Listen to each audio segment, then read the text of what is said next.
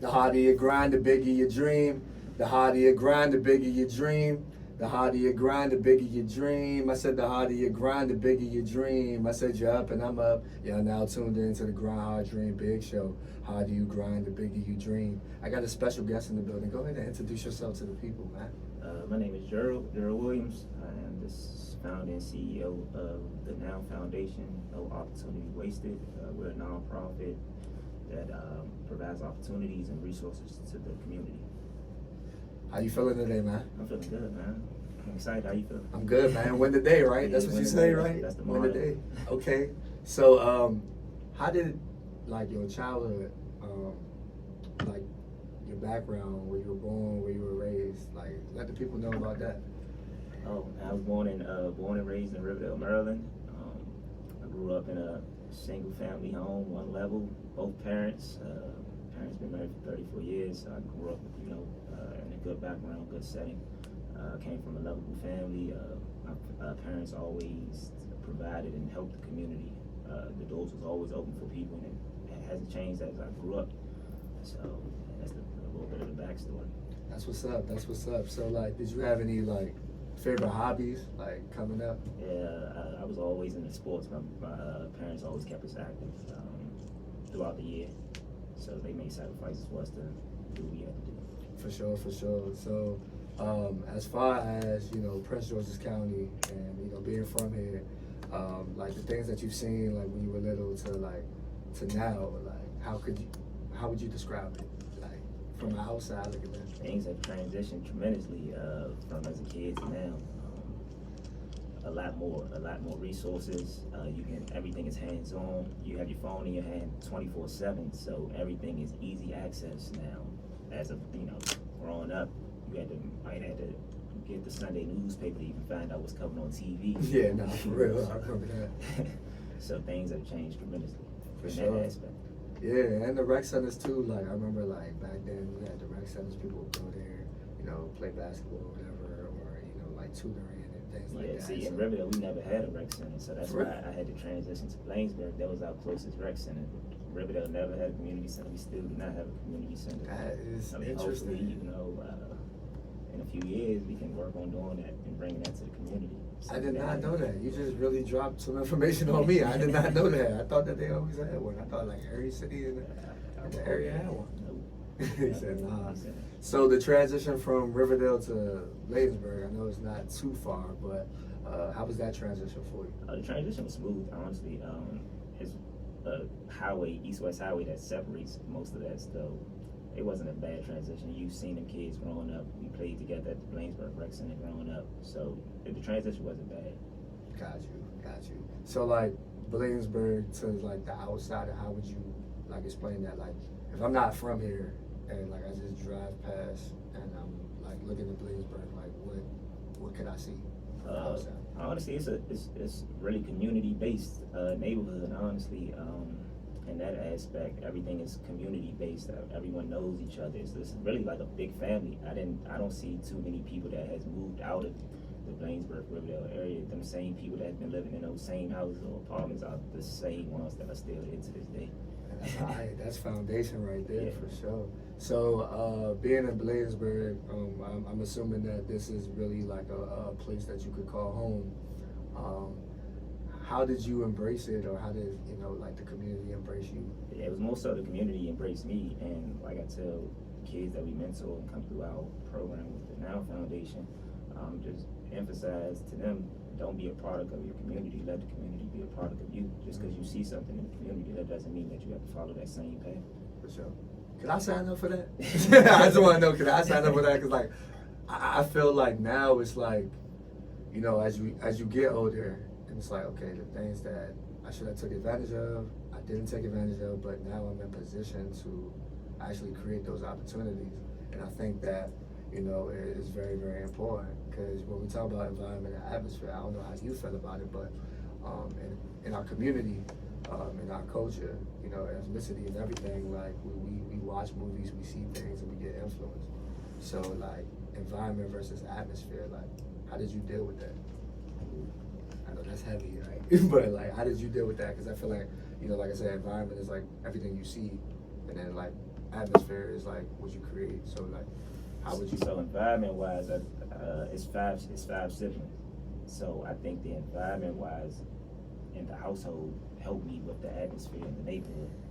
Being as those five was, I'm a middle child. I had two older brothers. I have a little brother and sister. So that household environment helped shape us for the real world. So we was ready for any and everything once we was out there in the atmosphere in the community.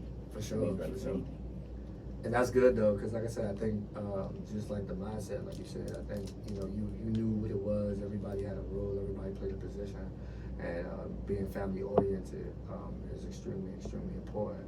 And now to the youth now, it's like, okay, well, what is environment? What is atmosphere? Why does it sound like a foreign word? Like I don't even know what it is. Cause, like they just hop out there and they're just like out and about and not really having that structure or having that guidance. So.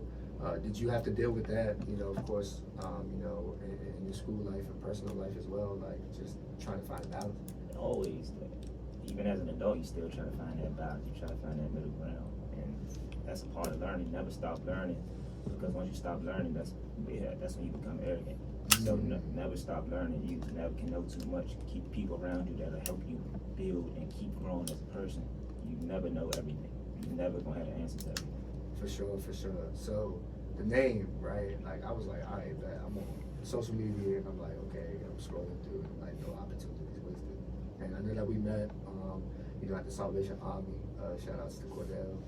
I know you had pulled up. He was there as well for the basketball clinic. Just see all the people there, and it was a tremendous event. Just for the kids to just work out, sharpen their basketball skills and everything like that. And we were talking, and the name really caught my attention. I was like, okay, no opportunities wasted. So what was the motivation behind that? When the opportunity knocks on your door, be available for that call. Make sure you answer, because once it's gone, it's gone. It's going to go to the next person that's hungry and want that opportunity. And no opportunity wasted. Like yesterday is gone, it's behind us. Can't get that day back. The future tomorrow is too forward to look forward to. You never know what can happen. Overnight, you may not be here tomorrow. So take advantage of the opportunity now. Take advantage of the options you have right now and live in the moment. For sure. And like I said, it's catchy. I'm not gonna lie, it's catchy because I'm like, okay, when I thought of opportunity, if I were to sit back and think like, okay, opportunity is a chance, and then it's like, okay, but sometimes we may not be prepared for it, or we may look at it and feel like it's complex. We don't see ourselves in it. So it's just interesting how you kind of phrase that and put it into motion. So when did you know it was real? Like when was that surreal moment where you knew like, okay, this is what I have, this is what I'm doing, it's go time, there's no looking back? When the pandemic started, I had a lot of time to sit in the house and think, and we've been in the community doing things, turkey drives and everything, so we just decided to like put everything together, put everything on paper and make a foundation, and it turned out to be bigger than what any of us expected this early. We knew we had what it takes to put everything together. It's just we didn't anticipate things coming together so quickly, especially with a year and a half in, and the things that we had going on, partnerships with Starbucks, FedEx, so many others. I don't want to leave anybody out, but For sure. Ladiesburg community, the council members, the high school, Coach O, so everything came together. For sure. And it's purpose driven. It seems like it was very selfless. Like I think you kind of look at your younger self, right? I feel like when it comes to the community, we kind of look at those notions of like, okay, what could have we done, or like what is the things that we did? We missed out on this. We missed out on A, B, C, X, Y, Z. We missed out on all this. So like, how could we really like pivot to give back? And I think, like you said, the pandemic is a blessing in disguise. I ain't gonna lie, the pandemic created this. In the sense it really pushed the envelope, and really like, God really like sat me down, and I had to talk and be like, okay, what is it that I want to do? Where can I shift to next? And I feel like that was very, very important to do. So, shout outs to the pandemic. Yeah, for sure. So how do we define community? Like, if we were to define it, like, what I'm saying, just in this terms or definition. To me, community is help where you can help, lend a hand when you can. It's where you live at. It's where you lay your head at. It's where you wake up every day and have to look at. We don't have palm trees, so gotta make the best of what you can make the best of. For sure. Yeah, I think it's the notion of being a neighbor to your neighbor, right? You know what I'm saying? Like just making sure that, okay, not just, you walk out your house and it's like, oh, hi neighbor, like actually checking in with, your neighbor and knowing your surroundings, knowing where you're around, and just, showing love, you know what I'm saying? I feel like that's what it is when it comes to community. And we see so many needs in community, especially in our area now, with, resources. I know that you guys were able to do a back to school drive, so how was that year one and year two? Well, back to school drive, it wasn't one of our biggest events, but it has turned into one of our biggest events. Usually it's the toy drives was our big event. But so the first year, last year, the book bag drive, we did 500 backpacks. We did food. We did books. We gave away toys. We did haircuts. This past year, we gave away 1,000 backpacks. We gave away laptops to the community. We also gave laptops to the community center, and we gave out tons of diapers, thousands of dollars worth of diapers. And we still had about 200 to 300 people that didn't receive anything because we were just out of stock before the event stopped. So the event is growing. If there is a need, there is a demand. So we just need more supply now. Nah, I definitely agree with that, because I could piggyback off of that. Like, I was born in Hyattsville, now in the Glen Arden area, serving that area as well for the backpack drives and doing that. It's definitely a tremendous need. And it's like, yo, we gotta really like tap in and be able to do the groundwork. So, I salute you and I salute your team for, embracing each other and putting each other together for the greater good. You know what I'm saying? Because I think that's really hard for us to do. We like, all right, well, I want to do this, or I want to do that, or now you can't do this, you can't do that. Community over competition, for sure, right? For sure. And that's the biggest thing, because the more resources you can pull and come together, the more people can get, fed, or more people can have these things that they need. You know what I'm saying? Like, I can only imagine, like, if I went to school without a backpack or, a notebook or whatever I needed, if I ain't have it, I'm not gonna be lined up to be successful.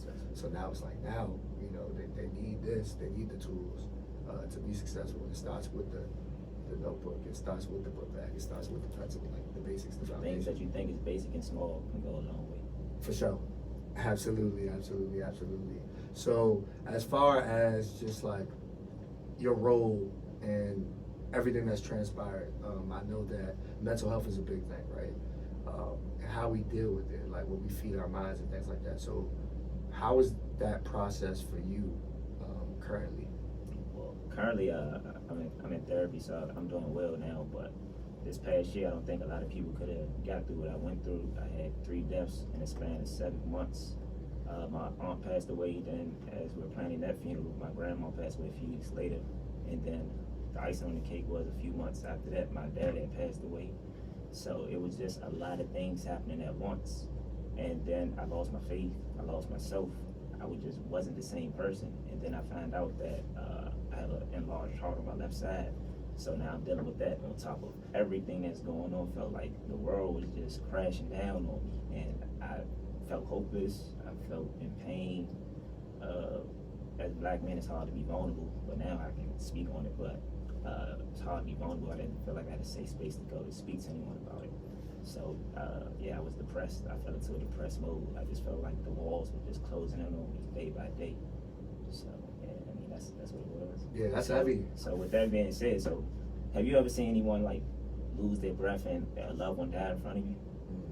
So to make this story come full circle, transparency moment right here. I was 10 or 11. Me and my cousin and my grandmother was bringing in the groceries, and my grandmother had a heart attack right in front of us at the age of 10 or 11.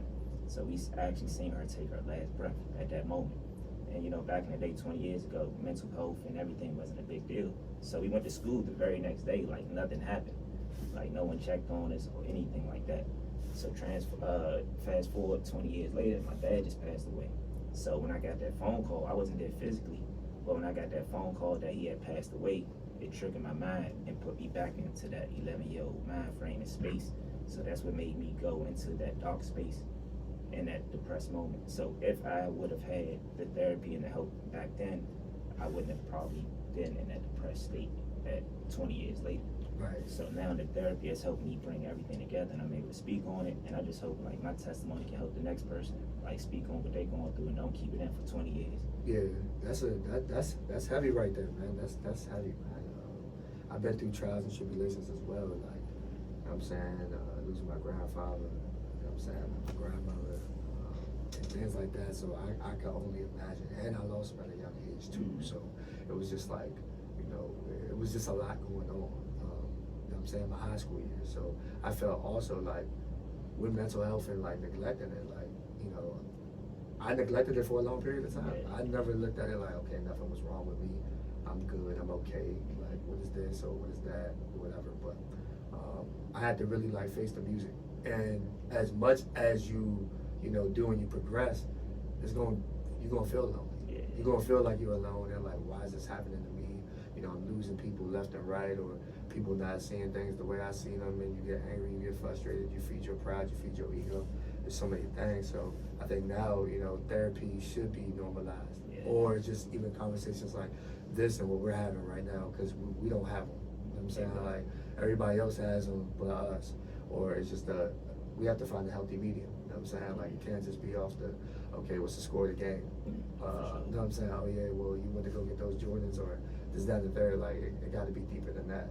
And being able to be like, hey, nah, how was your day? Like, how you really feeling? Yeah, like, genuinely checking in on people. Yeah, really genuinely checking in on people. And I feel like we struggle with that because of what we were taught, how we were raised, and you know what I'm saying, definitely what we see.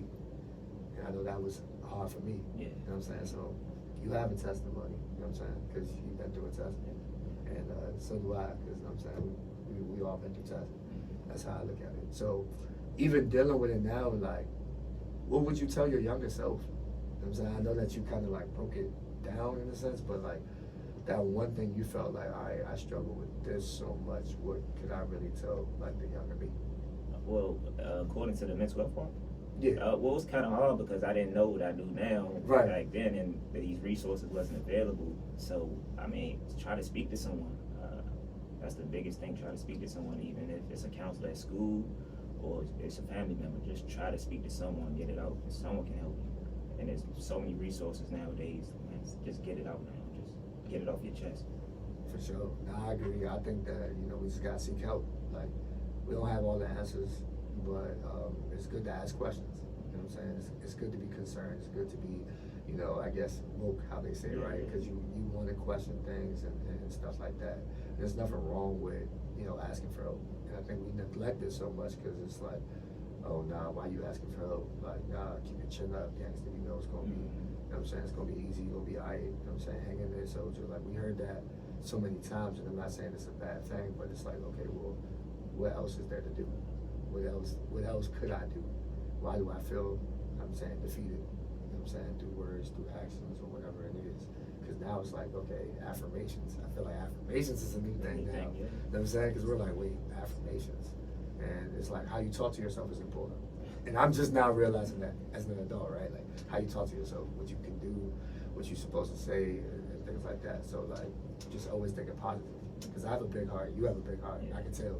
You know what I'm saying? That you got a big heart and you care about people, right? But it's like, yo, as you pour from your cup, you know what I'm saying? Making sure that your cup don't go empty. Don't go empty. Yeah.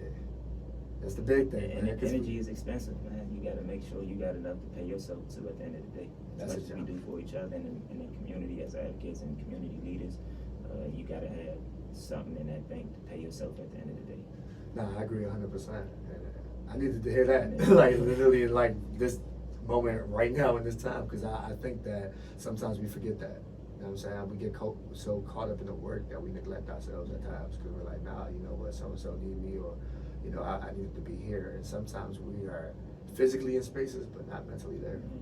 Your mind can be one place, your body can be in another, your heart can be in another. Yeah. It can be in three separate places. Yeah, so that hardship and that adversity as well. So as far as the relationships that you've built over time and nurturing those relationships, like, what's the importance of it? Because I feel like sometimes we don't understand like how to build relationships, how to go about it, and then like just the accountability part. So can you speak to that? Well, my core group, I mean, you see I have my people with me at all times. I have my core group where they hold me accountable for. So those are like, they help me with they're my shell around me. So they like the first line of defense to me. That's why I have them with me at all times. So them holding me accountable, is a big thing to my day-to-day success. So that's why, leaders eat last. I make sure that everyone is good around me, and then I'll eat, because without them, I can't do what I do on a daily basis. So, and then everyone else just fill in after that. For sure. Basically. Nah, I agree.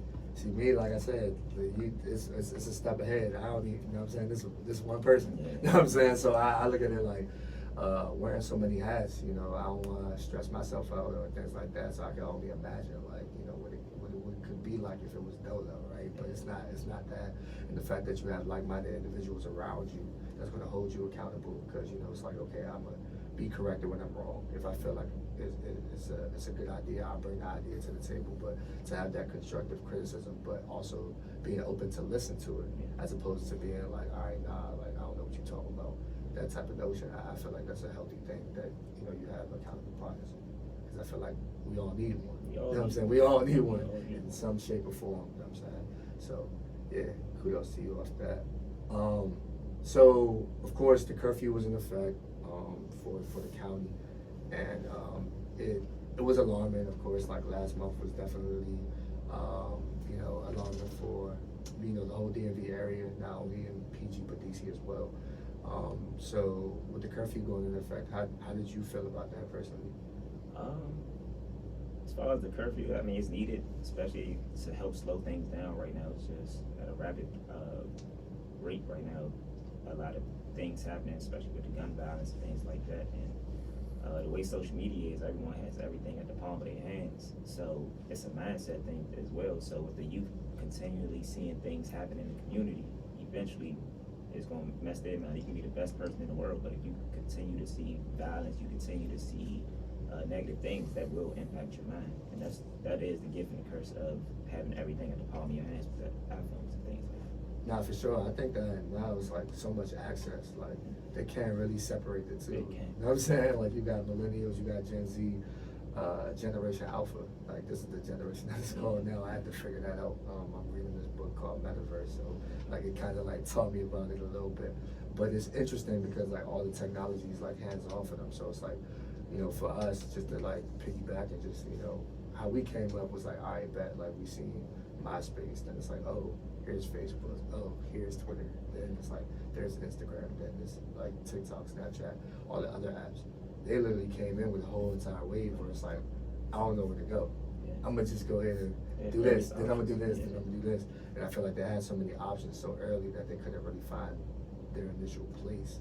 And now it's like they're using it and not realizing how influential or a post could be, or they get caught up in likes, they get caught up in comments, views, and traction, and this notion of social acceptance, which is very, very interesting but alarming at the same time, because it's like, everybody wants to be liked, everybody wants to be accepted. I could, truly be transparent. I used to be like that too. I wanted to be socially accepted. I wanted everybody to like what I was doing, but then I had to come into a realization like, nah, everybody ain't gonna like what you do.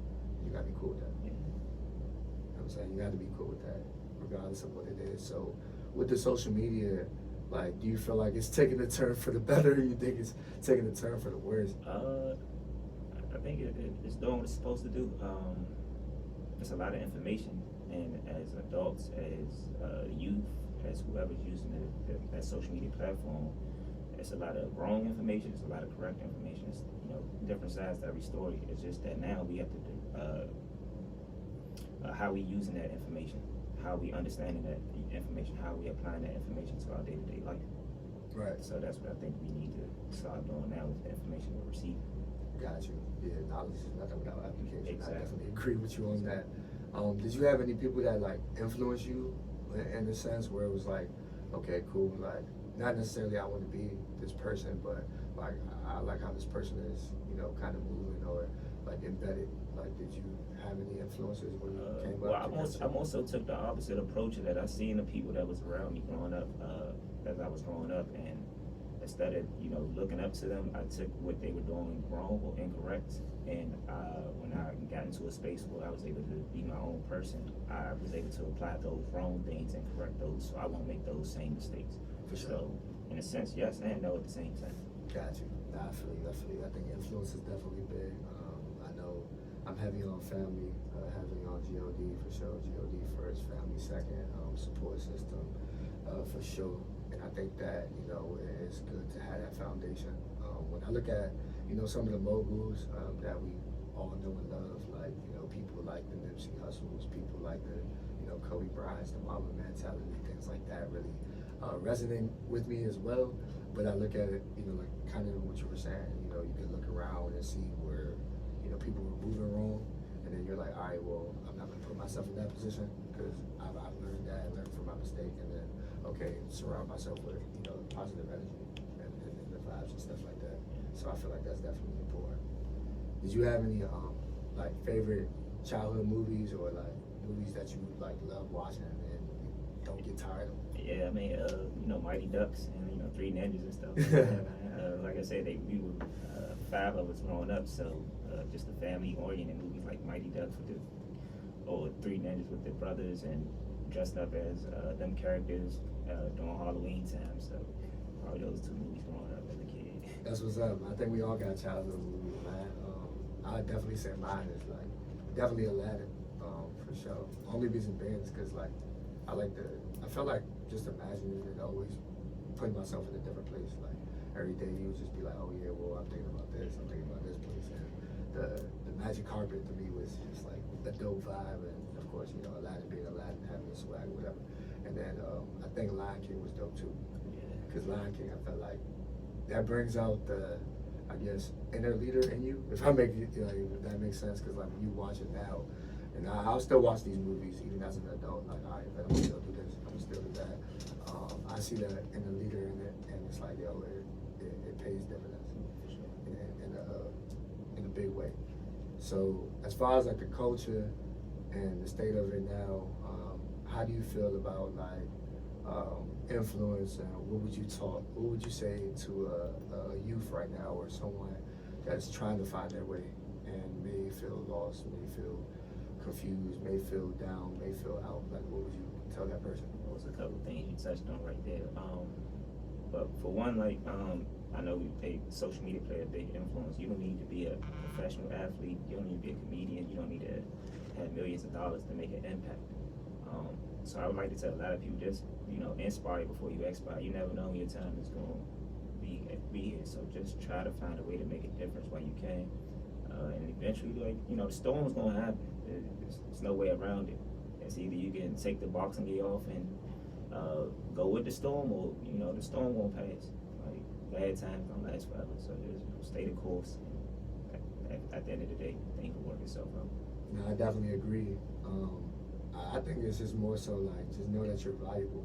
Like, tell yourself that you're amazing. Tell yourself that you're dope. Tell yourself that you matter, like, each and every single day. Because I feel like that energy that you're looking for, you have to be, and that vibe that you're looking for, you have to be as well. So it's like also knowing yourself. And I think that's kind of hard for a lot of people, because it's like, okay, self-discovery is still a beautiful thing, and it always will be. But it's just like staying true to yourself, and don't be afraid to make mistakes. Because, like, you know what I'm saying, even Albert Einstein made a mistake. You know what I'm saying? We all make mistakes. You know what I'm saying? That's how you learn, man. Yeah. Every expert was once a beginner. You know what I'm saying? That's how I kind of look at it too. And similar to what you were saying, inspire before you expire. I feel like that's always resonated with me. So I mean, I'm just glad you said it too, because like it's dope for somebody to catch that too. Because I feel like that's the biggest thing. Like what you say to a person, how you make someone feel in that experience. So especially with no opportunities wasted on what you're doing, man. It's amazing. We need more people like you, and your work is appreciated, man. Like, for sure, man. For sure. You know what I'm saying? So, anything you would like to say to these people before we get up out of here? You know what I'm saying? For, you know what I'm saying, the people out there that's, like I said, that want to know everything that's going on in the community, anything that's going on with you. You know what I'm saying? Anything you would like to say to them? Man, love on someone. It doesn't cost anything to, you know, check up on someone. It doesn't cost anything to check up on yourself. So put yourself first, and it's free. It's free to show love. Nah, for real. I was gonna definitely say, like, treat others how you want to be treated. If you want love, show love. If you want respect, show respect. It costs absolutely nothing to be the reason why somebody smiled. Let go, let God, forgive, live, laugh, love. Because you don't know what people are going through. You know what I'm saying? So I definitely say that. I appreciate you, man. Like, I truly appreciate you. You know what I'm saying? We definitely, it's been a long time. Yeah, for sure. So finally we was able to make it happen, man. And I appreciate you so much for one, sharing your story. You know, letting people know about your test because you have a testimony. And continue to do the work that you do, man. Any way that Ground Hard Dream Big can support, any way I can support. You know what I'm saying? Please let me know, man. And we're definitely looking forward to what the future brings for us. Because you know what I'm saying, we have to forgive our past self, embrace our future, embrace our current self, and be proud of our future self. You know what I'm saying? So I appreciate you, man. And with that being said, y'all, the harder you grind, the bigger you dream. The harder you grind, the bigger you dream. The harder you grind, the bigger you dream. The harder you grind, the bigger you dream. And we out.